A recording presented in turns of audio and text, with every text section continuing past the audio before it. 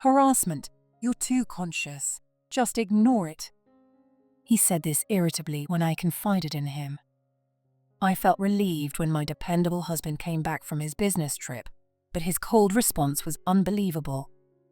What if something happened to our child, not just me? With the unknown adversary, only anxiety and unease grew. I can't cause trouble, so let's get a divorce.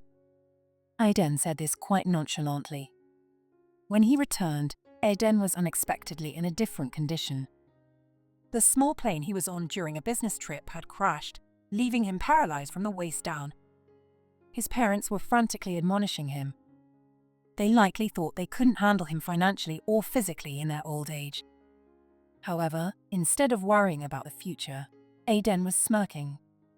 Frustrated by his apparent motives, I confronted him with the truth. What? We're already divorced. Your mistress will take care of you, right? I decided to return the pain of betrayal, sadness, and anger I felt upon learning the truth.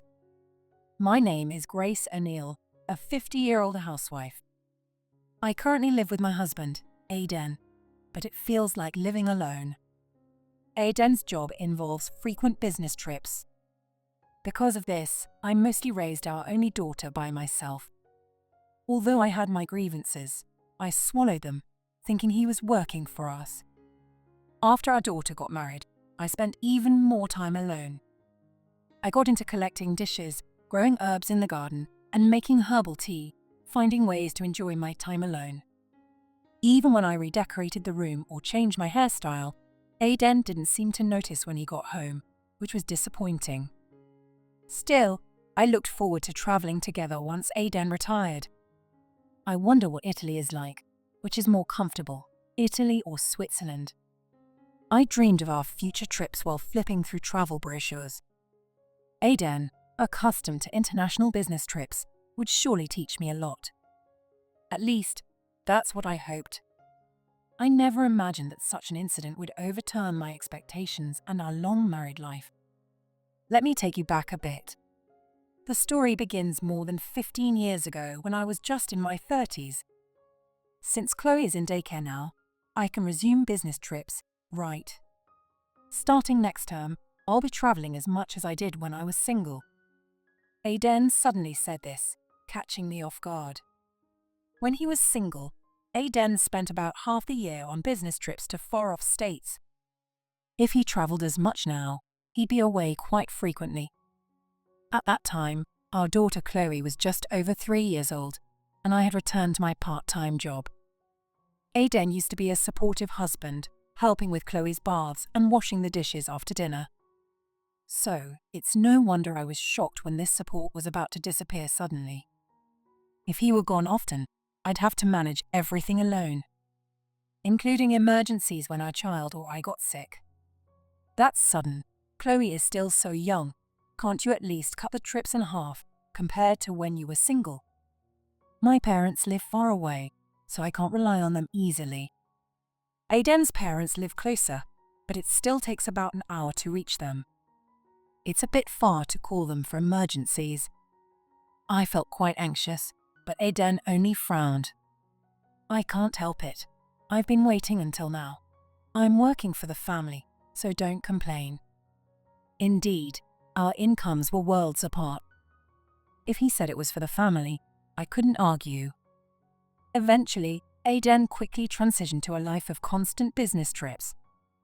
Even when not traveling, he came home late, spending little time at home.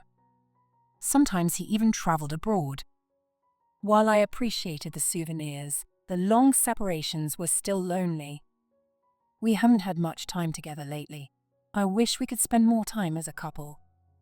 I pleaded, but Aiden just laughed it off. Instead, he took us out to eat, which was a nice break from chores, but still, I wasn't satisfied with our lack of time together. After 2 years of this life, I faced an unsettling comment when picking Chloe up from daycare. Your daughter said there's no daddy at home. Are you living separately? The young teacher cautiously asked me, seizing a moment when no one else was around. Realizing she suspected we were separated or divorced, I hastily explained. No, he's with us, but he comes home late and goes on business trip a lot. Chloe seems to think of him as someone who visits occasionally. Well, I believe she knows he's her father, but she said that because she hardly sees him at home. The teacher understood and apologized, but I felt a tightness in my chest. The supportive husband Aiden used to be when Chloe was a baby was long gone, and now he hardly participated in childcare. To Chloe, he had become practically an absent father. Raising Chloe alone continued, and as she was about to graduate from high school, I, now in my mid-40s, noticed something strange happening around me. Someone started persistently harassing me. At first, I thought I was imagining things. Flowers at the front door withered quickly, and just when they bloomed, they were torn apart. Sometimes trash was thrown into our small garden. My bike tires, which I had just filled with air, were inexplicably flat. Upon closer inspection, I found several nails stuck in them. The doorbell rang, but no one appeared on the monitor. When I cautiously opened the door after some time, I saw a big line drawn. Someone had graffitied our white wall with a black marker. When I asked the neighbors, they said only our house was being targeted. It was only at this point that I realized someone was specifically aiming to harm our home. Though there were no reports of suspicious people, the uncertainty made it more frightening. Terrified, I immediately consulted Aiden. But his response was unbelievable. Harassment. You're too conscious. Just ignore it. He said this while loosening his tie, looking completely uninterested. I was disappointed as I had hoped he would help. I muttered complaints under my breath. You could at least listen to me. You've been so cold lately. This is your home too. And what if something happens to our child? Aiden's face clearly showed irritation. I thought he might care a little since it concerned our child, but he didn't seem to. Aiden listened to my complaints silently, then spat out with a click of his tongue. You're annoying. I'm tired. You deal with it. He left me stunned and went to the shower room. I hadn't expected him to be this unhelpful. That night, I couldn't sleep at all. The next morning, Aiden was overtly trying to get back on my good side. He made toast and even brewed coffee without me asking.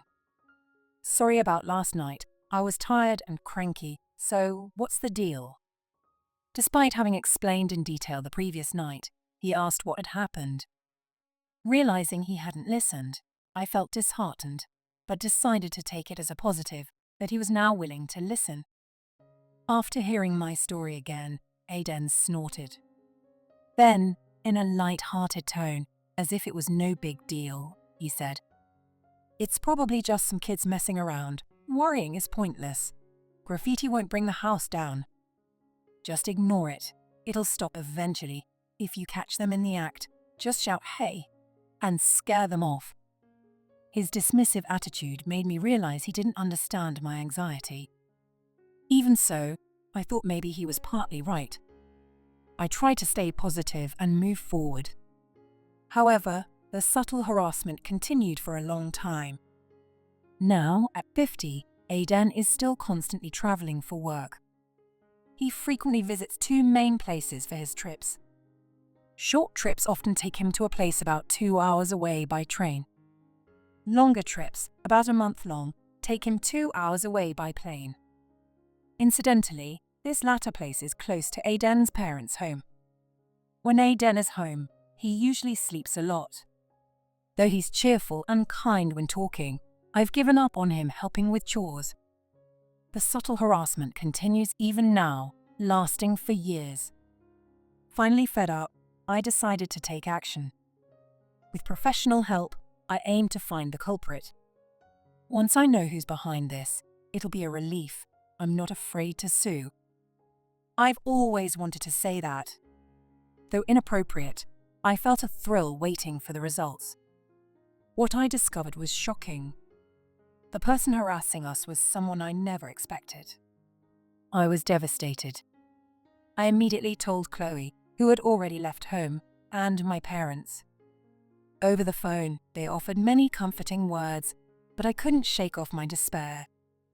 I cried for 3 full days and then pulled myself together alone. Aiden would be back next week. I motivated myself, thinking I couldn't cry forever. Just then, the phone rang loudly. What? A plane crash. The plane Aiden was on during his business trip to B County had an accident. All passengers were severely injured. It was a miracle that anyone survived. Aiden regained consciousness quickly, but he wasn't completely unscathed. He had a head injury, and the left side of his body was paralyzed. Since the county is near Aiden's parents' home, they had gone to him first. I understand. I'll be there tomorrow or the day after. I hurriedly packed my bags. Despite struggling with the unfamiliar journey, I finally reached the hospital. As I approached the room, I heard an unexpectedly cheerful voice. Lucky to be alive, and my dominant hand is okay. I sighed as I opened the door.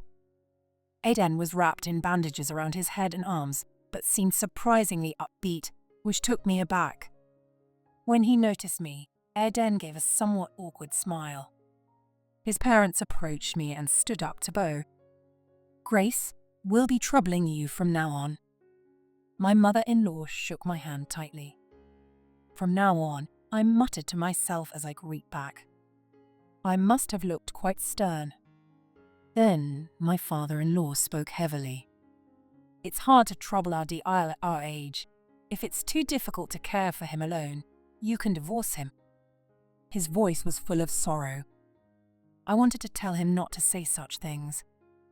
As I bit my lip to hold back, an overly cheerful voice interrupted. You think so too, Dad. I agree. Let's divorce so I don't trouble you. It was Aiden. Despite his serious condition, Aiden was grinning instead of worrying about the future. This bizarre sight shocked his parents too. But I already knew why Aiden was saying such things. Boiling with anger, I calmly spoke. What? We're already divorced. Your mistress will take care of you, right? What? The father-in-law, Charlie, who had been looking sideways, turned to me in surprise. For him, my words were a bolt from the blue. Aiden was frozen with a half smile. He hadn't expected me to know about it. The mother-in-law, Jessica, who was beside me, looked shocked when she heard divorce. But when she heard mistress, she reacted with another surprise. Could it be that time? Jessica hit Aiden's immobile leg hard. Both Charlie and Aiden looked flustered and confused. I hadn't expected Jessica's reaction either, so I decided to ask for details. Mother-in-law, did you know something about this? Jessica sighed deeply. She opened and closed her mouth, searching for words. I waited silently for her to start speaking. Occasionally, I checked the contents of my bag to reassure myself. Eventually, Jessica, glaring at Aiden, began to speak. Once, when he visited our home during a nearby business trip, I had to go out shortly after he left. And then, I saw him walking very closely with a woman I didn't know on the street near the station. He said she was a colleague, but she was tall, had dyed brown hair, long nails. Hearing the description, I immediately knew who she was talking about. I took an envelope marked investigation report out of my bag. Selecting the first bundle from it, I spoke calmly. Oh, that must be one named Katie. She's from B County. Maybe she tagged along for a trip. It's not far, and your area is a popular tourist spot. Charlie, eyes wide with confusion, took the first bundle. It contained several photos of Aiden intimately interacting with a young, flashy-looking woman. Jessica looked at the photos from beside him, her face showing utter disbelief.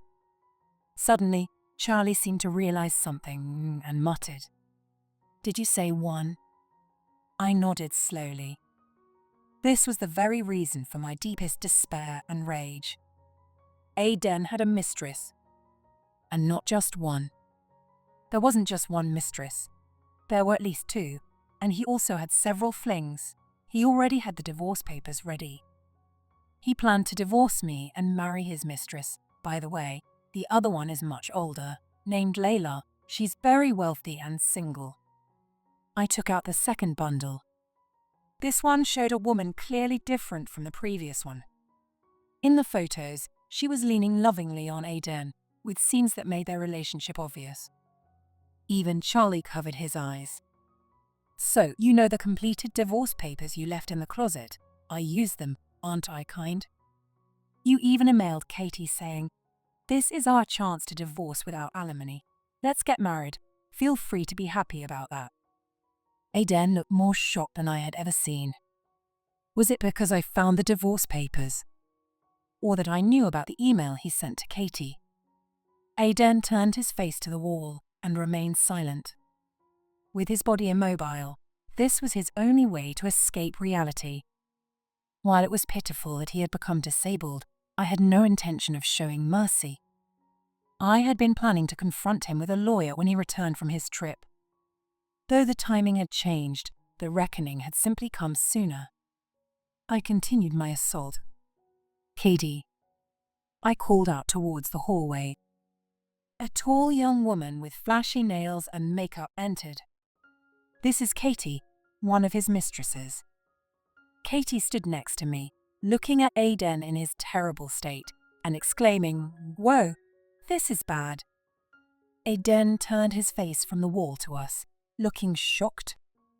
"Can't believe it. I hired a detective to find her." Katie, who had just entered the hospital room, was clearly in a bad mood. The inappropriate scent of perfume suggested she had a shift at her club soon. Katie worked at a nightclub and was moderately popular. "You said we wouldn't get caught. The alimony is killing me this month. It's really annoying." I shrugged at her hateful tone. After finding out about the two mistresses, I learned more details. I realized Katie wasn't serious about Aiden. So, through a lawyer, I decided to deal with Katie first. She quickly admitted to the affair, claiming it was just an extension of her work. When I said I was divorcing and demanded alimony, she paid out quickly. She seemed quite experienced. When I promised not to tell her club or family if she provided more evidence of the affair, she happily agreed. The shocking "let's get married" email arrived just before I got to the hospital. Katie reported it to me immediately. "Hey, this is crazy. Your husband just sent this. He's seriously injured, right? But he sent this email. His survival instinct is too strong." Talking to me like a friend, Katie's attitude was shocking. There was no sign of affection for Aiden. Thinking about how he planned to marry this woman made me sad for his lack of judgment. It also made me feel like a fool for being with him. After all this, I addressed Aiden, who still didn't seem to grasp the situation. "Katie, are you going to marry Aiden?"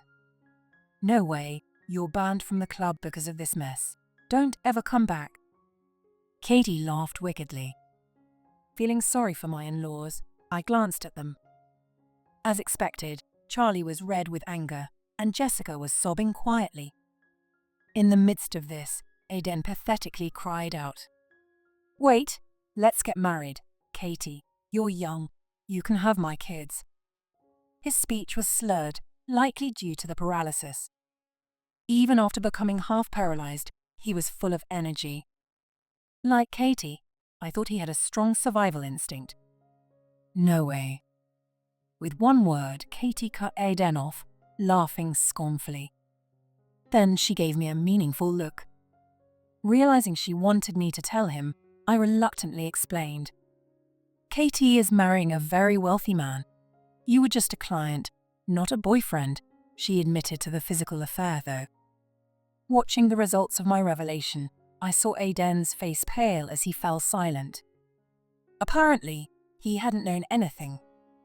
At that moment, Charlie's voice, close to tears, broke the silence. "Can't you tell if someone is serious about you or not?" Katie, having finished her business, bowed to me and left the room. Aiden called out, "Wait," and "Hey." but she didn't even look back. "Oh, were you expecting Katie to take care of you? Too bad. Your plan fell through." I said this slowly on purpose. Aiden's lips trembled. It must have been from panic. Sweat, which wasn't there before, now appeared on his nose. "You still have Layla, don't you? Why not call her? I know she lives in a county. It's a bit far, but she can make it during visiting hours." I prepared for the final touch. It was time for a direct confrontation with Layla, whom I hadn't contacted yet. I initially discovered Aiden's affairs because of years of harassment. In conclusion, the perpetrator was Layla. Since Aiden didn't help when I consulted him, I decided to resolve it myself. I used a small part of my part-time salary to hire a detective. The culprit turned out to be a nearly 70-year-old woman named Layla Brenner living in a county. I had no acquaintance with her, but a county was a familiar place, being one of Aiden's frequent business trip destinations. I had the detective investigate any possible relationship between Layla and Aiden. I first thought it was a grudge, but the results showed an affair. I couldn't believe Aiden was involved with a woman old enough to be his mother. Shocked, I had the detective dig deep into Aiden's background, and more affairs came to light. I even had the detective search our home, where they found the divorce papers. I felt like the god was on my side. Layla is significantly older and very wealthy. She seemed to have spent a lot on Aiden. Not a penny reached me, though.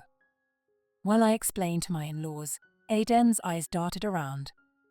But when I finished, he suddenly admitted, "Yeah, the old lady is head over heels for me, and she's rich. Even if she's old, she can hire a caregiver. I'll leave my care to her." Aiden couldn't make calls himself, so I helped him operate his phone. I hated to think this was our last joint task as a married couple, or rather, former couple. Jessica was crying uncontrollably, and I felt sorry for her. No wonder. Her son had 2 mistresses, one of whom was her age. "I'm in the hospital due to a plane crash. Don't worry, I'm alive, but my body, can you come? My parents are here too. They want to see you." Aiden's weak, whiny voice made me feel even worse. While waiting for Layla to arrive, I stepped out of the room with my in-laws to discuss the future. Jessica and Charlie apologized profusely. I had no grudge against them. I just asked them to accept that our ties would be cut here. Eventually, Layla arrived at the hospital room, full of confidence. She had no idea she was walking into a disaster. But after all the harassment she had caused, it was time for her to face some discomfort. "You." Layla entered the room and, seeing me, her eyes narrowed. She stomped over, spitting her words. "Why is the mistress here?" I was stunned. For a moment, I didn't understand what she meant. But as soon as I did, everything made sense. "Did you not know I'm Aiden's wife?" Layla's eyes widened and her mouth fell open. As I suspected, she didn't know. Charlie then questioned Layla. "What do you mean, you're Aiden's mistress? Grace here is Aiden's wife." Layla looked more confused and stood frozen. As I worried about her, Layla's body swayed.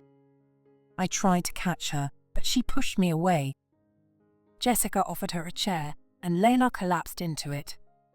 Aiden, looking uncomfortable, cleared his throat and addressed Layla. "Layla, we've already divorced, right?" He directed the last part at me. Having already filed the divorce papers, I nodded reluctantly. Layla raised her head sharply. "When did this happen?" "We divorced this morning." I replied instantly, and Layla crumbled further. Though Aiden had called her, he now struggled to console her. While waiting for her to calm down, visiting hours ended. We left the hospital together, heading to my in-laws' house. Over tea, the world's most awkward conversation began. Layla, living in a county, was a shareholder in a company Aiden's company dealt with. Let's call it Company C. Layla's late husband was a prominent figure in Company C. She met Aiden about 5 years ago, when she visited Company C on business and hit it off with Aiden. Layla was overjoyed to have a lover 20 years younger. Soon, she suspected Aiden of having another woman. She followed Aiden from a county and saw him enter our house. Thinking I was the mistress, she harassed me. "Didn't you confirm with Aiden?" Layla shook her head weakly. It seemed she hated the mistress more than the cheating man. My in-laws brought out a photo album, showing our wedding and family photos from when our daughter was born and grew up. "It's true, I was the mistress," Layla whispered in despair. But the real despair awaited Aiden. The end was near. The next morning, we rushed to Aiden's room as visiting hours began. Layla, who had stayed elsewhere, joined us. Charlie and Jessica were the first to speak. After yesterday's discussion, they were the angriest. "Aiden, how could you?" I told Layla and Katie everything. "Imagine how hurt Grace and Layla are, and you tried to deceive us too." Jessica, a serious person, couldn't forgive Aiden for having 2 mistresses. She was also furious about his lie of divorcing to not burden anyone. Charlie similarly condemned Aiden's affairs and added, "You said you had no money because you were using it for your wife and child, but it was for your affairs. We struggled on a small pension, and you cared more about your flings than your parents. You're a disgrace." Both of them were furious. In fact, during the investigation, I discovered that Aiden had been withholding a portion of his salary. The account receiving his paycheck was in his name, and he was taking about 30% each month before transferring the rest to the family account. Most of the money he withheld went to Katie. While I was partly to blame for not noticing for years, his actions were filthy. I had another surprise for him. I let Layla listen to this recording. I played the recording of Aiden's words from yesterday's conversation in the hospital room. When I suggested calling Layla, Aiden had said, "Yeah, that old lady is head over heels for me, and she's got money. Even an old hag can hire a helper. She'll take care of me." Layla's cry upon hearing Aiden's voice was intense. The word heartbreaking was made for moments like this. Honestly, it seemed to erase all the subtle harassment I had endured. I worried I might have gone a bit too far. "I can't forgive you. I trusted you." With that, Layla left. Losing the devoted care of Layla, Aiden turned pale. Did he really not foresee this outcome? He had surprising blind spots. From the next day, his parents stopped visiting. Katie cut off contact. Aiden called Layla, seeking to reconcile, but she was bedridden from despair, and her angry relatives confronted Aiden instead. Cut off from his mistresses and abandoned by his family, Aiden was left alone with his paralyzed body. I had no concern for how he planned to live. After everything was settled, I left the house I was used to. I moved to an apartment perfect for living alone. Just before I moved, my in-laws visited and handed me a lump sum of the alimony I had demanded from Aiden. "We'll consider our son as if he never existed. We're sorry for all the trouble." I greeted silently to my in-laws.